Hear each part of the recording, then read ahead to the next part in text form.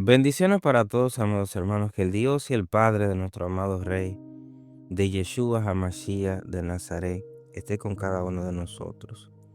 Hoy nos toca estudiar lo que es el Salmo 66, que es un cántico de agradecimiento por la liberación. Cuando usted esté pasando procesos, que terminó el proceso, que Dios resplandeció su rostro sobre usted, este es el cántico ideal para agradecer. Hay una parte importante de este salmo que cuando usted lo lee, usted se va a dar cuenta que el salmo primero comienza con nosotros, habla en plural, y después termina con un yo, con el individuo. Y tiene una razón, y la razón es la siguiente. La enseñanza es la siguiente. El milagro de una nación, el milagro de la colectividad, el milagro a nivel nacional, no está completo hasta que se convierte en una experiencia personal. Es decir, el milagro colectivo de la nación vaya donde el individuo, y cada individuo debe experimentar, tener su propia experiencia. La experiencia individual es sumamente importante. La relación de Dios con el individuo.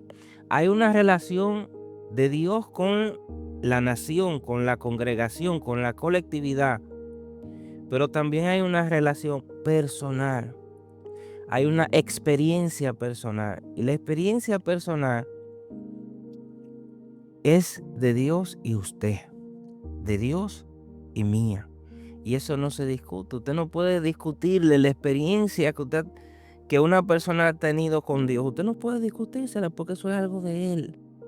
A veces nosotros cometemos esa indelicadeza de cuestionar la experiencia que un individuo ha tenido con Dios. Esa es su experiencia. Él sabe lo que vivió. No podemos cuestionarle.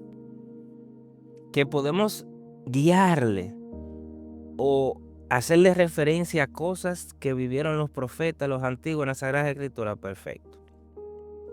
Pero de ahí a cuestionarle su experiencia ya es otra cosa. Entonces, este salmo, amados hermanos, Salmo 66, en el mundo judío se asocia mucho con lo que se conoce como la Geulá. ¿Qué es la Geulá? La Geulá es la redención. Se utiliza este salmo para entender el propósito de por qué la nación y el individuo sufrimos.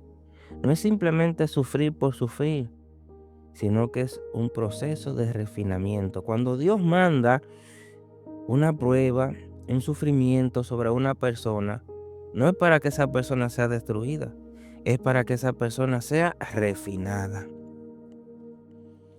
Entonces, vamos a entender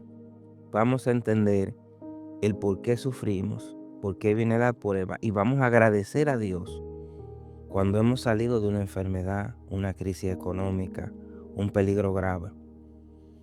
También este salmo sirve para fortalecer la fe comunitaria que Dios hizo con Israel en el Mar Rojo, Mar de Juncos, y extrapolar eso a lo que Dios hará en el futuro a nivel de la nación. También este salmo nos funcionó y funciona para cuando cuando los israelitas iban al templo de Jerusalén, o cuando tú hoy día vas a tu casa de oración a cumplir un voto que tú hiciste en un momento de angustia.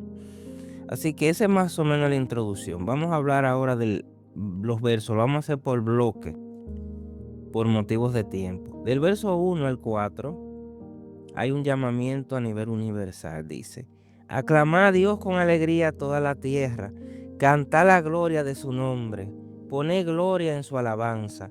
Decía Dios: cuán asombrosas son tus obras, por la grandeza de tu poder se someterán a ti tus enemigos. Ahí hay una palabra que se dice aclamad. En hebreo es ariú. Y esa misma palabra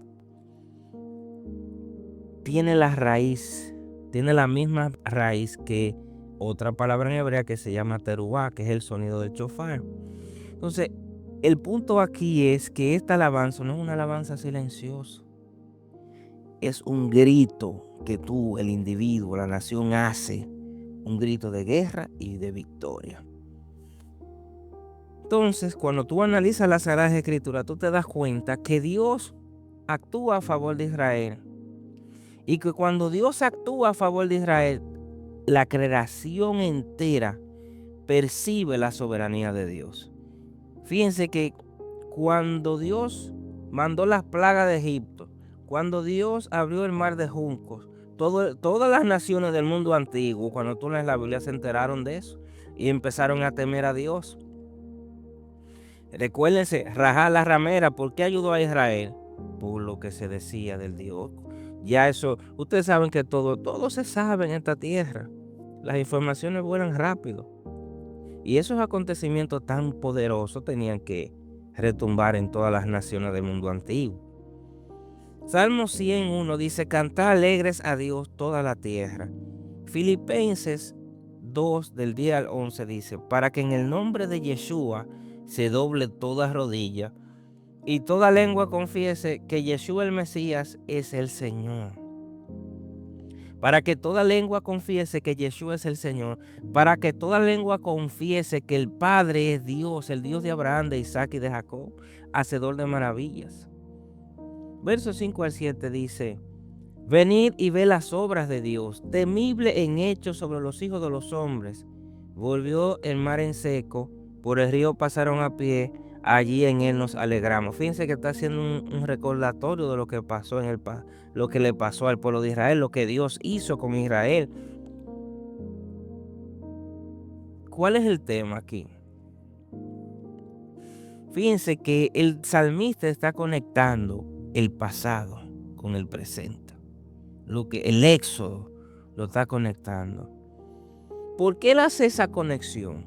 Porque en la mente hebrea, en la Biblia, el tiempo, amados hermanos, no es lineal. El tiempo no es lineal. El tiempo es circular. Fíjense que cuando usted lee Génesis, por ejemplo, los primeros capítulos, Dios le da para adelante, para atrás, para adelante, para atrás. Y así sucesivamente. No hay una linealidad en el escrito, en los tiempos.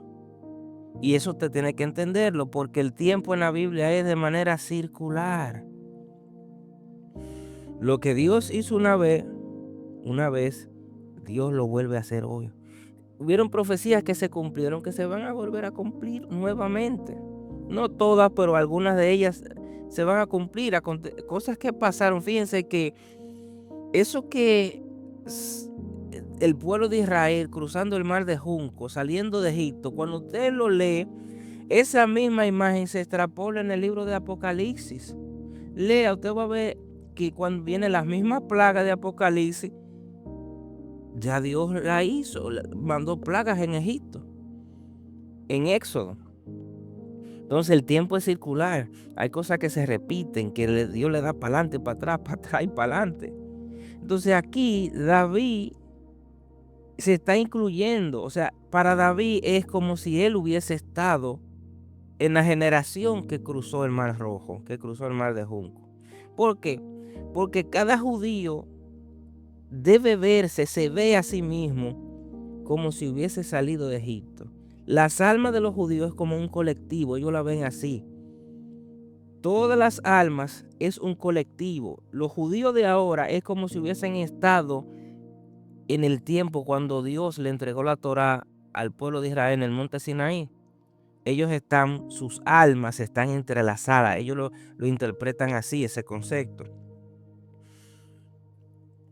Y verso 8 al 12 dice, porque tú nos probaste, oh Dios, nos ensayaste como se afina la plata, nos metiste en la red, pusiste apretura sobre nuestros lomos, pasamos por el fuego y por el agua y nos sacaste a abundancia. Abundancia, que es un lugar espacioso. Hay una palabra que es una expresión que se dice en hebreo, lirvayá. Lirvayá es esa abundancia, ese lugar de espacio que viene después de la estrechez. Luego de la purificación del fuego intenso para sacar las cosas impuras, entonces viene el tiempo de refrigerio, viene el Elín, vienen las palmeras y los pozos de agua, viene ese tiempo de paz, de refrigerio.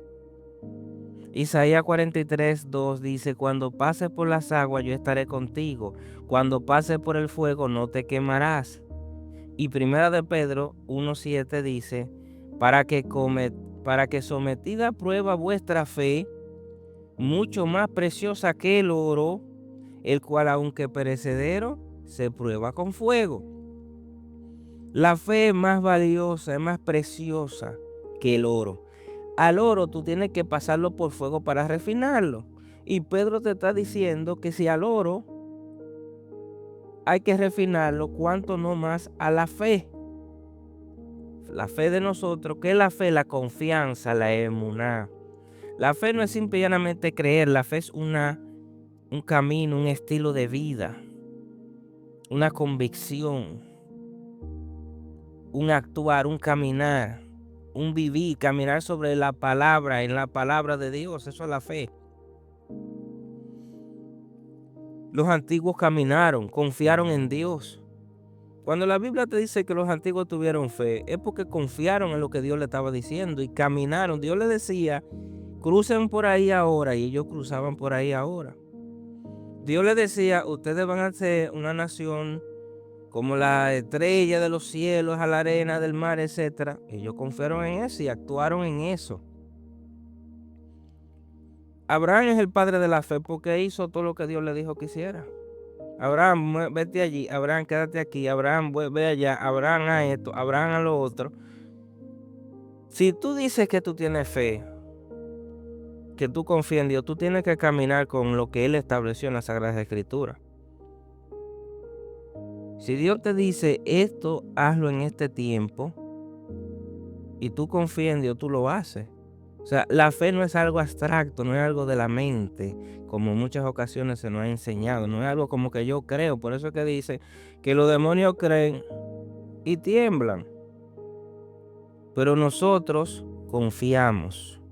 No es un asunto de creencia, es de confianza. Entonces, por eso David dice: Dios nos probó, nos refinó como a la plata, nos metió en la red, nos puso en un lugar de estrechez, puso cargas pesadas sobre nosotros, pasamos por el fuego y por el agua, y después que vino todo eso, que terminamos todo eso, entonces llegamos a un lugar de abundancia. ¿Cuál es el secreto de la abundancia, de la prosperidad, de los lugares espaciosos? Que primero usted tiene que ser probado. Las abundancias y las riquezas de este mundo normalmente llegan sin ninguna prueba. Las riquezas materiales llegan sin ninguna prueba. Ahora, las riquezas que proceden directamente de Dios, no como consecuencia tuya, sino como consecuencia del Creador, esa no trae aflicción, esa no trae dolor. ¿Por qué? Porque ya Dios te pasó por donde tenía que pasarte. Para que esa riqueza, esa abundancia no sea motivo de tropiezo para ti, ni para los tuyos. Versos 13 al 15. Entraré en tu casa con holocaustos, te pagaré mis votos, que pronunciaron mis labios y habló mi boca cuando estaba angustiado. En el judaísmo, un voto, en hebreo se dice neder, cuando se hace con angustia, es sagrado. Y David te está diciendo que nos está enseñando que no nos debemos olvidar, no debemos olvidar a Dios.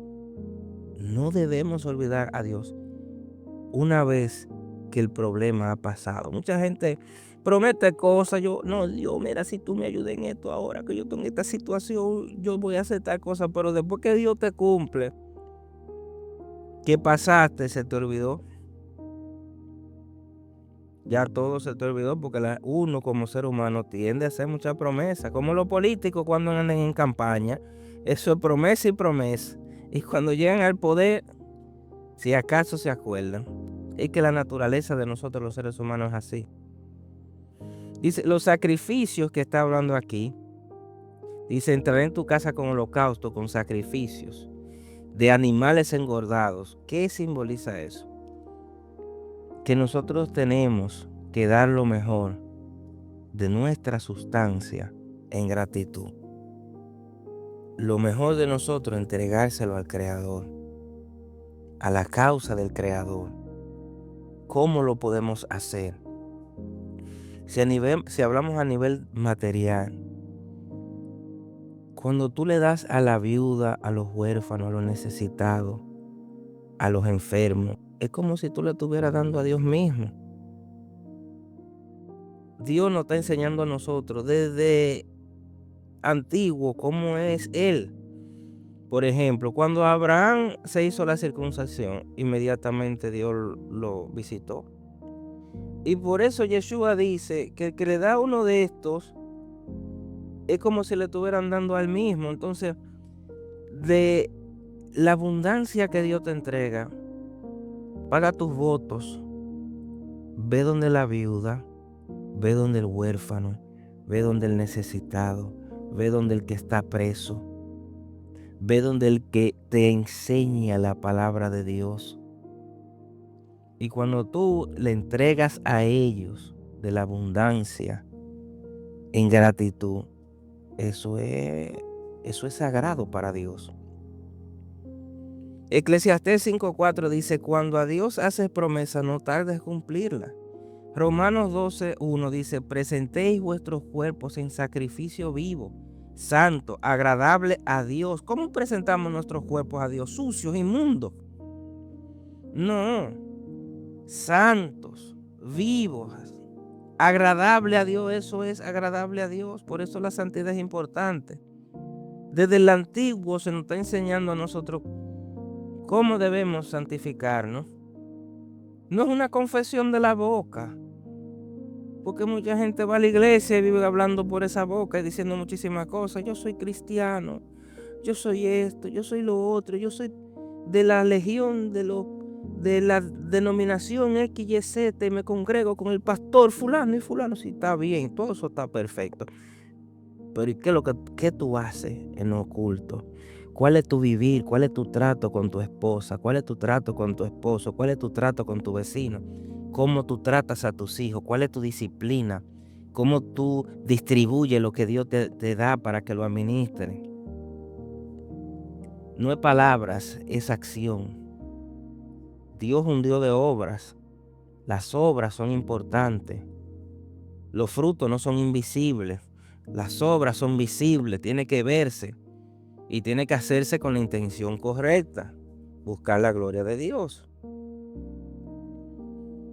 Verso 16 al 20 dice, venid, oíd todos los que teméis a Dios, y contaré lo que ha hecho a mi alma.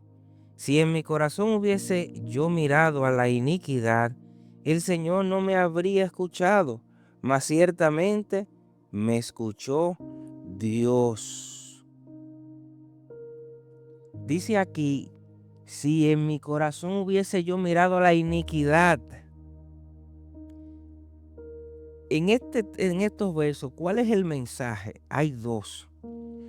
Hay uno que lo que tú tienes que entender es que cuando tú estás orando, la oración requiere intención pura, requiere intención agradable a Dios. Cuando tú estás orando, tú requieres estar con la intención correcta. ¿Por qué?